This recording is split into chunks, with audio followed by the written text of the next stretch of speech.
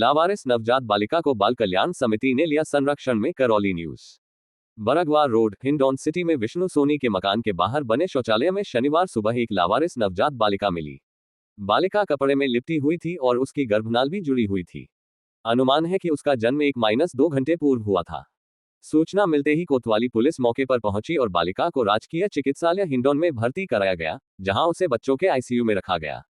स्वास्थ्य जांच में बालिका की स्थिति सामान्य पाई गई। बाल कल्याण समिति करौली के अध्यक्ष अनिल शर्मा के निर्देश पर बालिका को जिला चिकित्सालय करौली में भर्ती कराया गया। चिकित्सकों के अनुसार बच्ची की हालत सामान्य है, हालांकि जांच में हल्का संक्रमण पाया गया है, जो उपचार से शीघ्र ठीक हो जाएगा। बाल अधिकारिता विभाग के सहायक निदेशक आशीष बंसल द्वारा बच्ची की निगरानी के लिए विभागीय कर्मचारियों को नियुक्त किया गया है।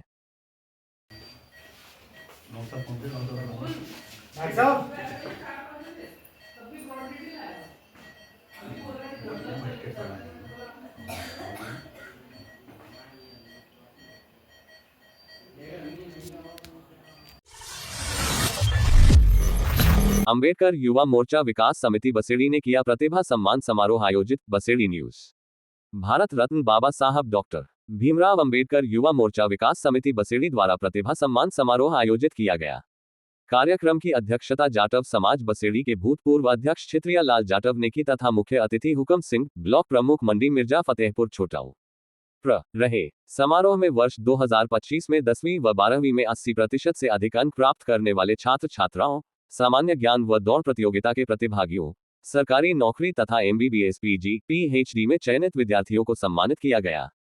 साथ ही 121 वृद्धजनों को चश्मा एवं बेत वितरित किए गए।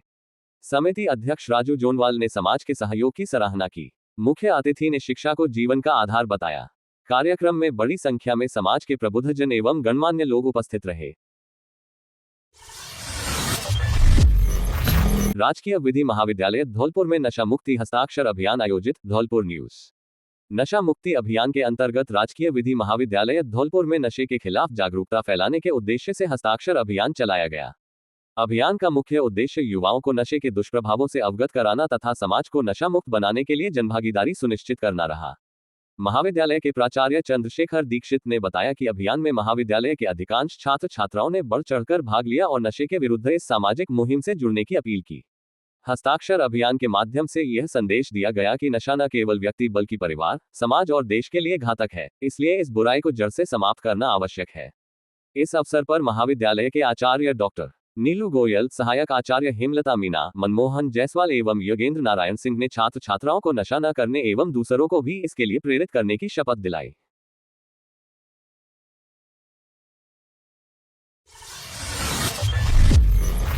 निधारा ग्राम पंचायत को अलग वार्ड बनाने की मांग, ग्रामीणों ने कलेक्टर को सौंपा ज्ञापन। बाड़ी न्यूज। पंचायत समिति बाड़ी की ग्राम पंचायत निधारा को पृथक पंचायत समिति वार्ड बनाए जाने की मांग को लेकर ग्रामीणों ने जिला कलेक्टर श्रीनिधि बीटी को ज्ञापन सौंपा। ग्रामीणों ने ज्ञापन के माध्यम से जनसंख्या और भौगोलिक परिस्थितियों का हवाला देते हुए वर्तमान परिसीमन पर आपत्ति जताई। ग्रामीणों ने बताया कि निधारा एक बड़ी ग्राम पंचायत है, जहां लगभग 4700 मतदाता हैं, जो एक अलग पंचायत समिति वार्ड बनाए जाने के लिए पर्याप्त संख्या है। उन्होंने ये भी बताया कि पूर्व में पंचायत समिति बाड़ी में निधारा ग्राम पंचायत के नाम से अलग वार्ड मौजूद था, लेकिन वर्तमान परिसीमन में निधारा को हटाकर अन्य ग्राम पंचायतों के साथ जोड़ दिया गया है, जो नियमों के विपरीत है। ज्ञापन में उल्लेख किया गया कि पंचायत समिति बाड़ी क्षेत्र में सनौरा, धन्नू कापुरा एवं सेवरपाली जैसी ग्राम पंचायतों को मात्र 2000 मतदाताओं की संख्या पर पंचायत समिति वार्ड का दर्जा दिया गया है, जबकि निधारा में इससे कहीं अधिक मतदाता है। ग्रामीणों ने इसे असमानता करार दिया। ग्रामीणों ने ये भी बताया कि वर्तमान वार्ड में नवसृजित ग्राम पंचायत सुनीपुर को जोड़ा गया है, जो भौगोलिक रूप से निधारा के विपरीत दिशा में स्थित है तथा इसका मुख्यालय निधारा से लगभग 12 किलोमीटर दूर है। इससे ग्रामीणों को आवागमन में भारी परेशानी का सामना करना पड़ रहा है। ग्रामीणों ने मांग की कि निधारा ग्राम पंचायत को उसकी जनसंख्या और भौगोलिक स्थिति को ध्यान में रखते हुए अलग पंचायत समिति वार्ड बनाया जाए तथा नवसृजित ग्राम पंचायत सुनीपुर को इससे पृथक किया जाए। उन्होंने जिला प्रशासन से शीघ्र कार्रवाई की मांग की। नवीन जिला न्यायाधीश संजीव मांगो ने बाड़ी कोर्ट का किया निरीक्षण, जर्जा भवन का लिया जायजा। बाड़ी न्यूज। धौलपुर के नवीन जिला एवं सत्र न्यायाधीश संजीव मांगो ने पहली बार बाड़ी न्यायालय परिसर का दौरा किया। इस दौरान उन्होंने एडीजे सहित विभिन्न न्यायालयों का निरीक्षण कर कोर्ट परिसर की जर्जर पुरानी बिल्डिंग की स्थिति का जायजा लिया। बार एसोसिएशन अध्यक्ष एडवोकेट सत्येंद्र बहादुर सिंह के नेतृत्व में अधिवक्ताओं ने जिला न्यायाधीश का स्वागत किया। अधिवक्ता राजुद्दीन खान ने बताया कि जिला न्यायाधीश ने एस बड़ी ईजेएम न्यायालय संख्या 1, 2 व 3, एमजेएम कोर्ट एवं एडीजे कोर्ट का निरीक्षण किया तथा न्यायिक अधिकारियों से कोर्ट से संबंधित विभिन्न बिंदुओं पर चर्चा की। निरीक्षण के दौरान बार एसोसिएशन अध्यक्ष एडवोकेट सत्येंद्र बहादुर सिंह ने अधिवक्ताओं की समस्याओं से जिला न्यायाधीश को अवगत कराया। उन्होंने कोर्ट परिसर की पुरानी और जर्जर बिल्डिंग को लेकर चिंता जताते हुए किसी भी समय दुर्घटना की आशंका बताई। साथ ही वकीलों के बैठने के लिए बने टीन शेड की खराब स्थिति की ओर भी ध्यान दिलाया। वरिष्ठ अधिवक्ता भगवान सिंह ने बताया कि वर्तमान कोर्ट परिसर रियासतकालीन भवन में संचालित है, जिसे पीडब्ल्यूडी द्वारा कंडम घोषित किया जा चुका है। उन्होंने ये भी जानकारी दी कि तालाबशाही क्षेत्र में प्रस्तावित नवीन कोर्ट भवन का निर्माण कार्य लंबे समय से रुका हुआ है, जबकि केवल कोर्ट अधिकारियों के आवास ही बनकर तैयार हुए हैं। इस पर जिला न्यायाधीश संजीव मांगो ने अधिवक्ताओं को आश्वस्त किया कि नई कोर्ट बिल्डिंग के निर्माण कार्य को शीघ्र शुरू कराने के प्रयास किए जाएंगे। साथ ही वर्तमान कोर्ट परिसर एवं अधिवक्ताओं के बैठने की व्यवस्था की मरम्मत कर स्थिति को बेहतर बनाया जाएगा। निरीक्षण के दौरान एडीजे सुनील कुमार गुप्ता, एस बड़ी ईजेएम डॉक्टर सिद्धार्थ शंकर सिंह, चित्रांशी सिंह सहित अधिकतर अधिवक्तागण उपस्थित रहे। धौलपुर में 4 माह की गर्भवती महिला की दहेज हत्या, ससुराल वालों ने गुपचुप किया अंतिम संस्कार। धौलपुर जिले के मनिया थाना क्षेत्र के इंछापुरा गांव में दहेज के लिए 4 माह की गर्भवती विवाहिता की हत्या का सनसनीखेज मामला सामने आया है। ससुराल पक्ष ने मायके पक्ष को सूचना दिए बिना चोरी छिपे अंतिम संस्कार कर दिया। सूचना मिलने पर परिजनों ने जलती चिता पर पानी डालकर आग बुझाई और पुलिस को सूचना दी। मृतका गुड़िया 24 पत्नी पंकज ठाकुर की शादी 28 मई 2025 को आगरा के खेरागढ़ निवासी परिवार से हुई थी। परिजनों का आरोप है कि शादी के बाद से ही अतिरिक्त दहेज की मांग को लेकर उसे प्रताड़ित किया जा रहा था। गुड़िया 4 माह की गर्भवती थी। सूचना पर पुलिस और एफएसएल टीम मौके पर पहुंची और घटनास्थल से साक्ष्य जुटाए। मौके पर ही पोस्टमार्टम कर डीएनए सैंपल लिए गए। पुलिस ने आरोपी पति पंकज ठाकुर को गिरफ्तार कर कोर्ट में पेश किया, जहां से उसे 2 दिन के पुलिस रिमांड पर भेजा गया है। अन्य ससुराली जन फरार हैं, जिनकी तलाश जारी है। पुलिस ने हत्या व दहेज प्रताड़ना की धाराओं में मामला दर्ज कर जांच शुरू कर दी है। मामले की जांच कर रहे सीओ खिलजी ने बताया कि ससुराल पक्ष के फरार सदस्यों की तलाश जारी है। मामले में हत्या व दहेज प्रताड़ना सहित गंभीर धाराओं में प्रकरण दर्ज कर जांच की जा रही है। विश्व गीता प्रतिष्ठानम द्वारा घर घर गीता प्रचार अभियान, गीता स्वाध्याय पाठ आयोजित। राजाखेड़ा न्यूज। सदाचार और सद्विचार को जीवन का आधार बनाने के उद्देश्य से विश्व गीता प्रतिष्ठानम एवं गीता संस्कृत स्वाध्याय मंडल भिंड के तत्वावधान में घर घर गीता का प्रचार हो जन अभियान के अंतर्गत शहर की हाउसिंग कॉलोनी में श्रीमद् भागवत गीता स्वाध्याय पाठ का आयोजन किया गया। कार्यक्रम का शुभारंभ मुख्य यजमान राहुल सोनी द्वारा भगवान श्री कृष्ण के चित्र पर माल्यार्पण एवं दीप प्रज्वलन के साथ किया गया। जिला संयोजक विष्णु कुमार शर्मा ने सामूहिक रूप से सस्वर स्वाध्याय पत्र का वाचन कराया तथा सभी गीता प्रेमियों से प्रतिदिन गीता पाठ करने और गीता ग्रंथ को घर घर पहुंचाने का आह्वान किया। सुभाषित का वाचन प्रमोद मिश्रा ने किया। उन्होंने समय के सदुपयोग पर बल देते हुए कहा कि मृत्यु किसी की प्रतीक्षा नहीं करती, इसलिए जीवन को सार्थक बनाना चाहिए। प्रदीप ऋषिश्वर ने शिक्षा, चिकित्सा, कर्म, धर्म एवं व्यवहारिक जीवन में गीता के महत्व को रेखांकित करते हुए नियमित गीता पाठ की प्रेरणा दी। समाजसेवी गगन शर्मा ने स्वामी विवेकानंद से जुड़े एक प्रेरक प्रसंग के माध्यम से गीता की महत्ता बताते हुए कहा कि गीता सभी ग्रंथों का आधार है। भानु श्रीवास्तव ने भी उदाहरण देकर गीता के उपदेशों को जीवन में उतारने का आग्रह किया। ज्ञानेंद्र सिंह ने गीता के 4th अध्याय के श्लोक की व्याख्या करते हुए भगवान श्री कृष्ण को सखा और आराध्य मानकर भक्ति करने की प्रेरणा दी तथा धर्म की स्थापना और अधर्म के विनाश संबंधी गीता के संदेश को समझाया। मुख्य यजमान राहुल सोनी ने सभी अतिथियों का पट्टिका पहनाकर स्वागत किया।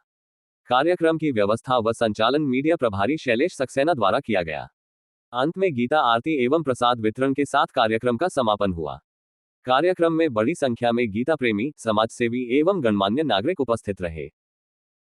गीता का प्रचार हो, घर घर गीता का प्रचार हो, सदाचार और सद्विचार हो, सदाचार और सद्विचार हो। पहले सा मेरा भारत ये, पहले सा मेरा भारत ये, जगत गुरु फिर एक बार हो, जगत गुरु फिर एक बार हो। वेदों का उद्घोष मधुर हो, वेदों का उद्घोष मधुर हो, उपनिषदों का पाठ प्रचुर हो, उपनिषदों का पाठ प्रचुर हो। गीता रामायण भारत की, गीता रामायण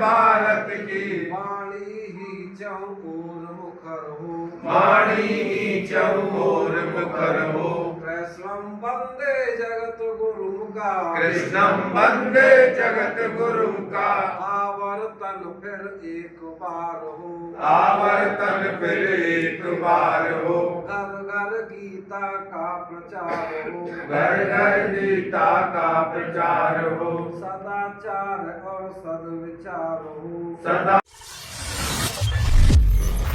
राजाखेड़ा में बालिका विद्यालय की विवादित जमीन का चिन्हीकरण नहीं हो सका, सेटलमेंट टीम बैरंग लौटी। राजाखेड़ा न्यूज। राजाखेड़ा नगर में हाट मैदान से बाईपास रोड किनारे स्थित बालिका विद्यालय की विवादित भूमि का चिन्हीकरण एक बार फिर नहीं हो सका। भरतपुर से आई सेटलमेंट टीम आवश्यक प्रक्रिया पूरी न हो पाने के कारण बिना चिन्हीकरण किए वापस लौट गई। प्राप्त जानकारी के अनुसार नगर पालिका राजाखेड़ा द्वारा वर्ष 2002 में खसरा नंबर 3949 की 13 बिस्वा भूमि बालिका विद्यालय के लिए आवंटित की गई थी। ये भूमि ग्राम आबादी शिवाईचक की बताई जा रही है। आरोप है कि कुछ लोगों ने फर्जी दस्तावेज तैयार कर उक्त भूमि पर अतिक्रमण कर रखा है। विद्यालय प्रशासन एवं आम नागरिकों द्वारा लंबे समय से भूमि को अतिक्रमण मुक्त कराने की मांग की जा रही है। इस संबंध में 1 नवंबर 2025 को भरतपुर से आई सेटलमेंट टीम द्वारा ऑनलाइन सर्वे किया गया था। मंगलवार को टीम पुनः भूमि की निशानदेही के लिए राजाखेड़ा पहुंची, लेकिन जिस मकान की छत पर सर्वे मशीन रखी जानी थी, उस मकान पर ताला लगा होने के कारण टीम को काफी समय तक इंतजार करना पड़ा। नगर पालिका, पुलिस प्रशासन और सेटलमेंट टीम के साथ जेसीबी व ट्रैक्टर भी मौके पर मौजूद रहे, लेकिन मकान मालिक के नहीं मिलने से टीम बैरंग लौट गई। बाद में शाम करीब 4:30 बजे मकान मालिक के आने पर तहसीलदार दीप्ति देव, नायब तहसीलदार, कार्यवाहक अधिशासी अधिकारी नगर पालिका देवेंद्र तिवारी, जैन दयाल सिंह बघेल, राजेंद्र सिंह, नगर पालिका कर्मी एवं पुलिस अधिकारी मौके पर पहुंचे। हालांकि सेटलमेंट टीम के लौट जाने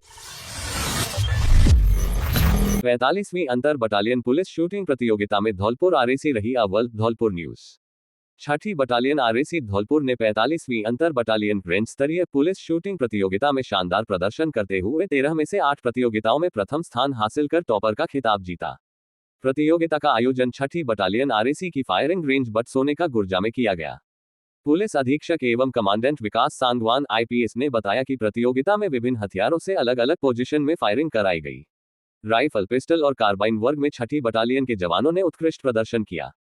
डिप्टी कमांडेंट सुरेश सांथला ने सभी विजेताओं को बधाई देते हुए कहा कि इस तरह की प्रतियोगिताओं से पुलिस बल में अनुशासन, आत्मविश्वास और खेल भावना को बढ़ावा मिलता है।